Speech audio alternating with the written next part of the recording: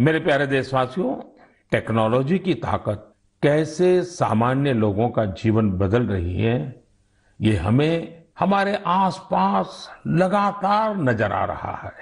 Technology ने एक और बड़ा काम किया है। ये काम है दिव्यांग साथियों की असाधारण क्षमताओं का लाभ देश और दुनिया को दिलाना।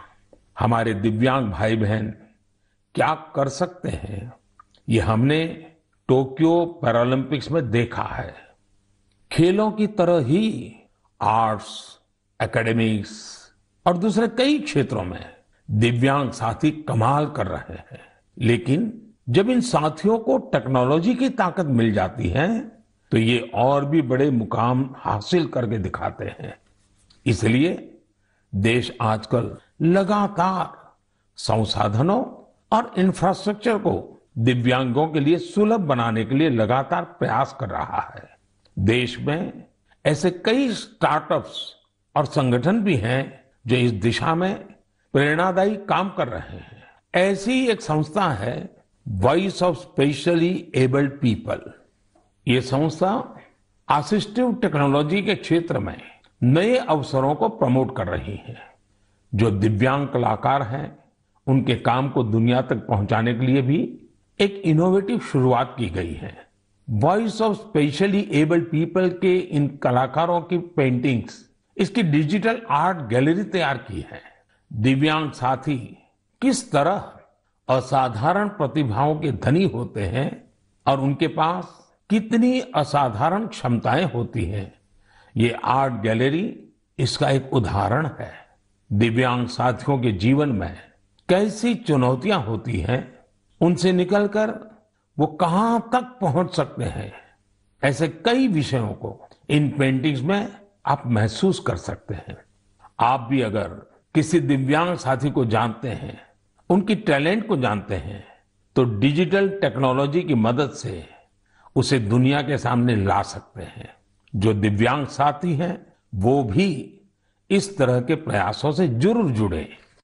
मेरे प्यारे देशवासियों, देश के ज्यादातर हिस्सों में गर्मी बहुत तेजी से बढ़ रही है।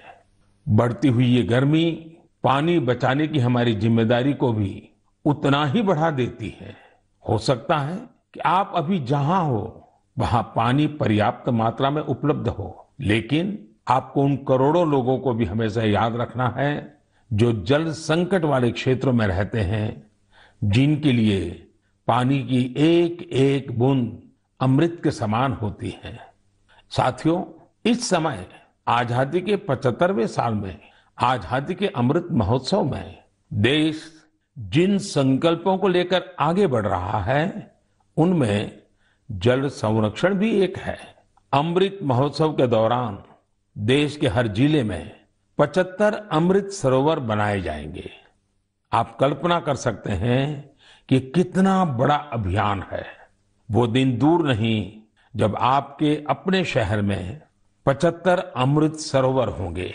मैं आप सभी से और खासकर युवाओं से चाहूंगा कि वो इस अभियान के बारे में जानें और इसकी जिम्मेदारी भी उठाएं। अगर आपके क्षेत्र में स्वतंत्रता संग्राम से जुड़ा कोई इतिहास है, किसी सेनानी की स्मृति है, तो उसे भी अमृत सरोवर से जोड़ सकते हैं। वैसे मुझे यह जानकर बहुत अच्छा लगा कि अमृत सरोवर का संकल्प लेने के बाद कई स्थलों पर इस पर तेजी से काम शुरू हो चुका है। मुझे यूपी के रामपुर की ग्राम पंचायत पटवाई के बारे में जानकारी मिली है। वहां पर ग्राम सभा की भूमि पर एक तालाब था, लेकिन वो गंदगी और कूड़े के ढेर से भरा हुआ था। पिछले कुछ हफ्तों में बहुत मेहनत करके स्थानीय लोगों की मदद से, स्थानीय स्कूली बच्चों की मदद से उस गंदे तालाब का कायाकल्प हो गया है।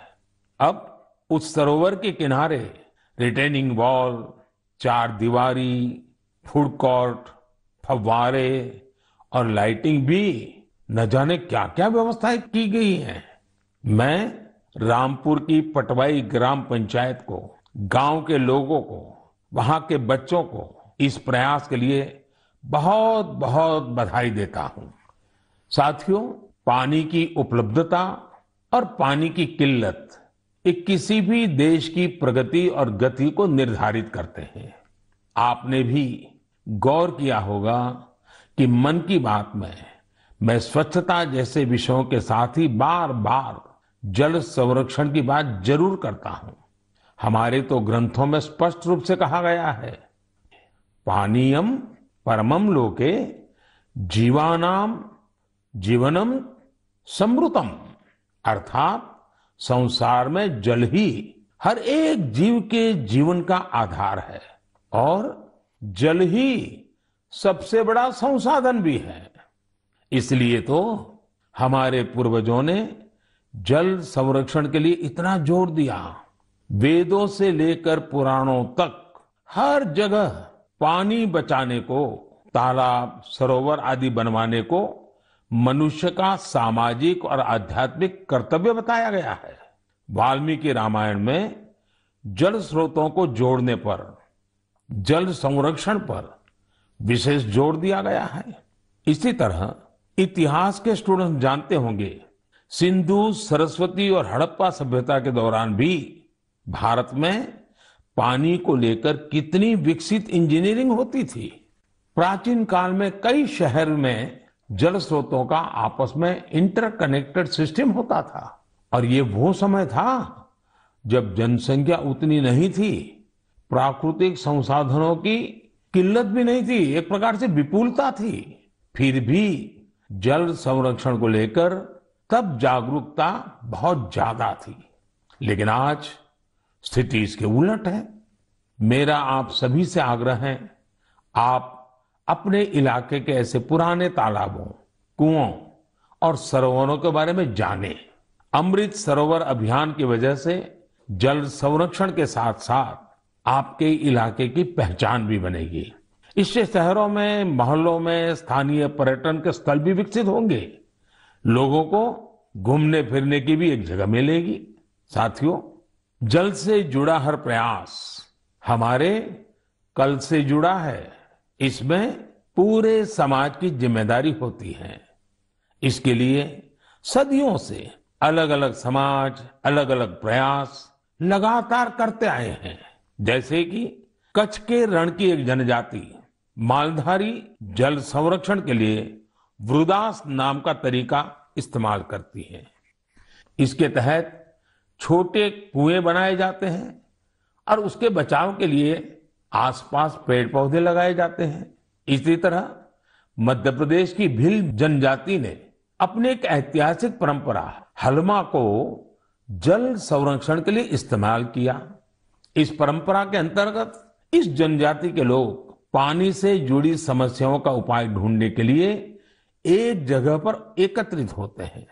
हलमा परंपरा से मिले सुझावों की वजह से इस क्षेत्र में पानी का संकट कम हुआ है और भूजल स्तर भी बढ़ रहा है। साथियों, ऐसे ही कर्तव्य का भाव अगर सबके मन में आ जाए तो जल संकट से जुड़ी बड़ी से बड़ी चुनौतियों का समाधान हो सकता है। आइए, आजादी के अमृत महोत्सव में हम जल संरक्षण और जीवन संरक्षण का संकल्प लें। हम बूंद बूंद जल बचाएंगे और हर एक जीवन बचाएंगे।